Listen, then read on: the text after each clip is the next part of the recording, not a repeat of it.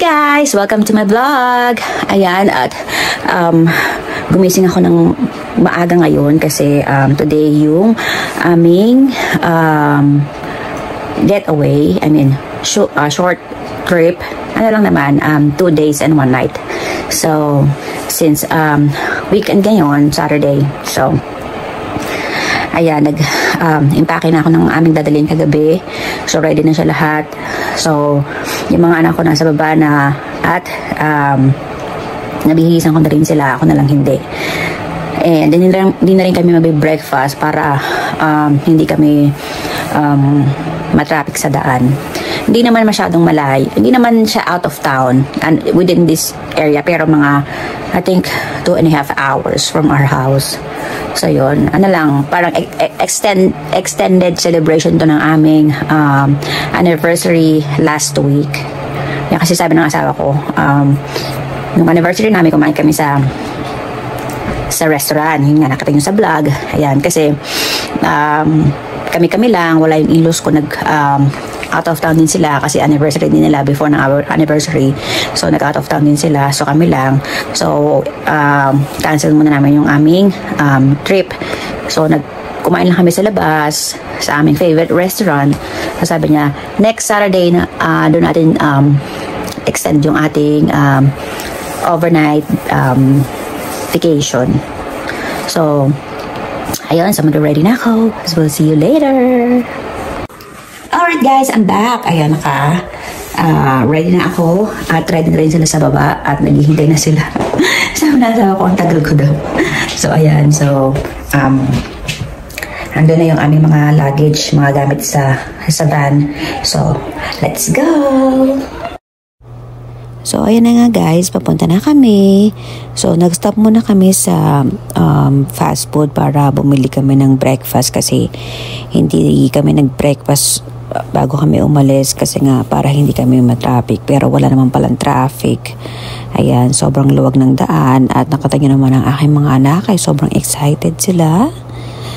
At ayan, dahil weekend, so hindi siya matraffic. Actually, wala talagang wala talagang mga sasakyan. Ayan, nakita nyo naman, diba, ang luwag-luwag ng daan.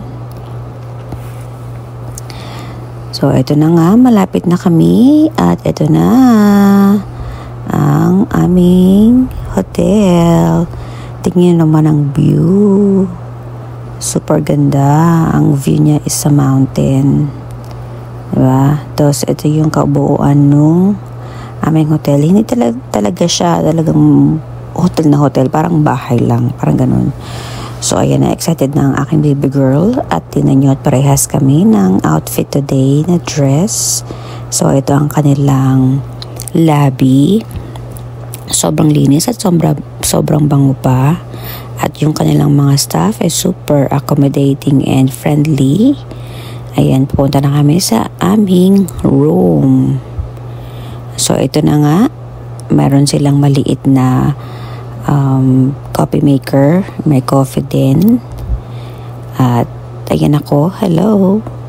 At ito ang aming room. May dalawa kaming queen bed size na bed at may TV, may fridge na maliit, ayan, may chair.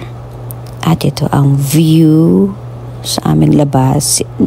Nasa first floor lang kami kasi meron kami mga kasamang bata para hindi na kami mag-akyat panaog kasi wala namang elevator. So ayan, dahil nagutom na kami, magla-lunch muna kami at ayan na nga, nakapag-order na kami ng lunch at susubukan ko muna ang fried mozzarella cheese dahil first time namin ito. Yan, first time din ng aming mga anak. Ayan, ang sarap ng kanyang cheese. Talagang pag kinagat mo ay humahaba talaga siya. At ito ang aking lunch na beef kebab. Sobrang sarap niya din guys. At ayan na nga, pagkatapos namin kumain ay didiretso na kami sa aming next destination, ang museum. So ayan guys, medyo malayo-layo ng konti dun sa restaurant na pinagkainan namin. Pero kita nyo naman, wala pa rin mga masyadong maraming kotse at hindi talaga siya matraffic. Siguro hindi matraffic kasi tinan nyo naman mga bundok talaga siya. Ayan, diba? Sobrang ganda. So, andito na kami sa aming destination, ang Bigfoot. Ayan, sobrang excited talaga ako guys kasi ngayon ko lang narinig to at ngayon ko lang ma-experience, makikita kung ano nga ang Bigfoot kasi wala naman ganito sa Philippines, diba? So, ayan yung malaking statue niya sa labas at bago niya nag-picture-picture muna kami. At ito nga yung sa labas, yung mga gamit nila noong unang panahon. Ayan, na-explain sa amin ng husband ko kung ano yung Bigfoot at yung mga ginamit nila dati. Ayan, may bag, may shoes, yung mga mountain climber na umakyat sa bundok. So, andito na kami sa loob at bumibili ng ticket yung aking asawa. Free nga pala yung anak kong lalaki kasi 3 pa lang siya. 3 under is free but 3 above is may bayad na. Pero half pa rin. So, ayan na. Ito nga pala yung mga scientists na nag-aaral ng Bigfoot. So, ayan. Meron lang kaming brief information dyan bago kami pumasok sa loob. Ayan guys, ang malaking Bigfoot. Ayan, bakas siya. Ano siya, parang mud. Ayan, pinagbakasan siya nung Bigfoot. Ayan. Sabi nila, para daw siyang ape. Parang unggoy, malaking unggoy. Ayan, ang kanilang mga nakalap na mga souvenir, yung mga evidence na nagpunta sila sa bundok. At ayan naman yung documentary na manonood ka muna. At ito guys, yung pinakamahabang poop. 3 inches daw yan guys. Poop siya ng Bigfoot. So ayan, umupo muna kami saglit at pinanood muna namin yung documentary kung ano nga ba talaga ang history ng Bigfoot. At ito nga ang mga iba pang footstep at hindi lang paa, meron din siyang kamay at mas malaki pa sa kamay ng aking asawa. Yan, sinukat niya. Ayan. So, ang Bigfoot pala guys is also commonly referred to a Sasquatch as a large and hairy human-like mythically creature said to inhabit forests in North America, particularly in the Pacific Northwest. So, yan pala ang history ng Bigfoot. So, ayan, nakikita nyo na headset, yan yung mga pwede nyo marinig yung mga tunog ng mga tao ng mountain climber at yung mga na-experience nila ng Bigfoot. Ayan, pinakinggan ko din at yun nga may sisigawan, natatakot talaga sila. Ayan, curious ang aking mga anak at bawat area is merong mga headset na pwede mong pakinggan yung mga sound kung ano yung nangyari before or na-experience na mga taong ng mga mountain climber. Ayan, isa rin sa mga nagamit nila. Ayan, at ito yung mga nagamit nila nung unang panahon. Ayan, at meron din tent na ginamit nila before. So, ito yung itsura ng Bigfoot. Ayan, di ba? Para siya talagang malaking unggoy. At yan yung mga iba-ibang itsura nila, yung klase nila, at yung mga tao rin na naka-experience nun ng Bigfoot. So, after nyan, ito na, nandito kami sa labas. Hindi naman masyadong mahaba.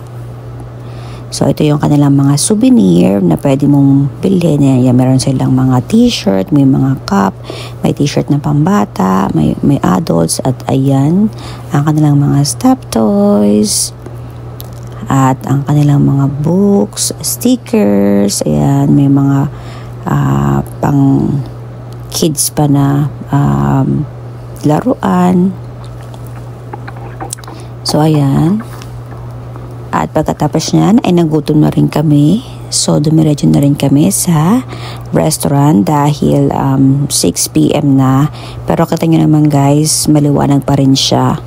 So ito na ang loob ng restaurant, at habang hinihintay namin ang aming table, ayan, nakita nyo naman ang tatay ni Miley Cyrus at si Miley Cyrus. Dito pa sila kumain before, kaya meron gitara, may souvenir itong restaurant. So ayan na guys, nag-uumpisa na kami mag-order.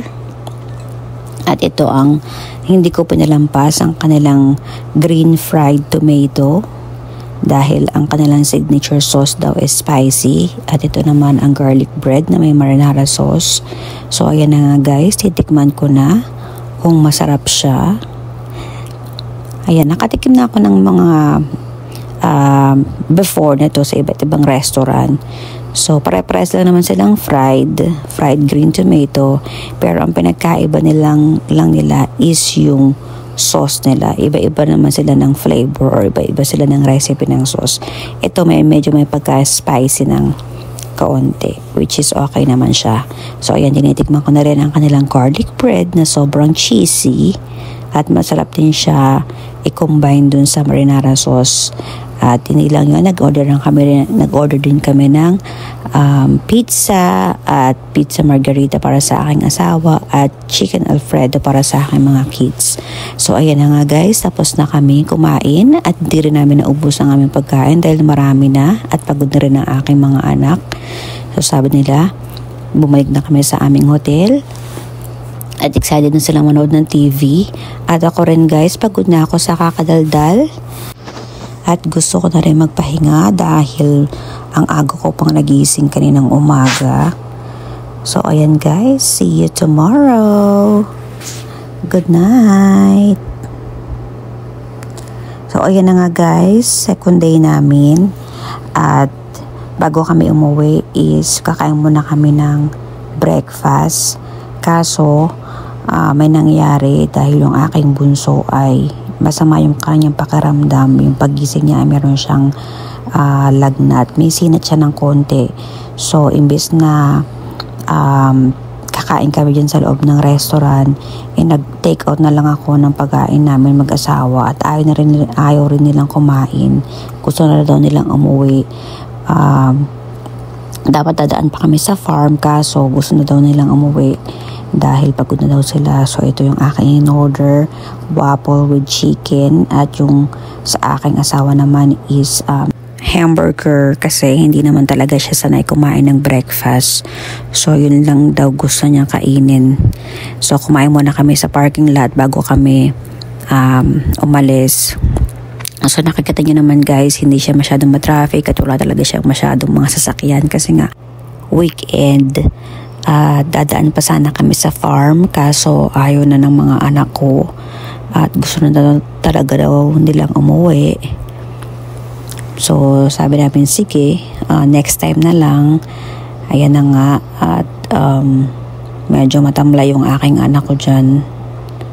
So see you later. Hi guys! Welcome back, and we're home. And finally, hindi na kami nakabisit ng farm kasi biglang sumama yung pakiramdam ng bunso kong anak. And as you can see, dapat kakain kami sa restaurants ng breakfast sa IHOP. And then yung nandun kami, ayaw niya bumaba. Pareha sila, ayaw niya lang bumaba. Gusto nila, umuwi na daw kami. So sabi niya, I don't wanna visit there, I wanna go home. Sabi niya. So ganun din yung isa kong babaeng anak. So ang ginawa ko na lang is, nag-take out na lang kami ng breakfast namin mag-asawa. Tapos doon na kami kumain sa car. And then yung sa parking lot. And then after noon, dumiretso na kaming uwi. Siguro nakarating kami dito kanina ng mga 2 p.m. I think, ganon. So, and pagdating namin, medyo nakatulog siya on the way home. And then, pagising niya, medyo may sinat na siya. At saka inuubo siya. Hindi ko alam kung bakit. So, ayun. Sana lang hindi siya magkasakit. So, all in all, kahit 2 days lang is nag-enjoy naman kami, banding with family. And, definitely, gagawin ulit namin to. Again, kung may budget. Pag may budget lang. Kasi ang mahal ng hotel eh. Pero, inakuha namin medyo mura-mura siya ng konti. Pero hindi talaga siyang bonggang hotel. You know, parang regular lang. Pero maganda naman, as you can see this on the video. So, ayun. Hope you enjoy my video. And next time, visit pa kami sa mga ibang lugar dito sa aming place, sa aming state. And para mapakita ko sa inyo ang ganda ng United States. So, yun nga, don't forget to subscribe and like and follow and share na rin my video. And if you have any question, comment down below. Okay?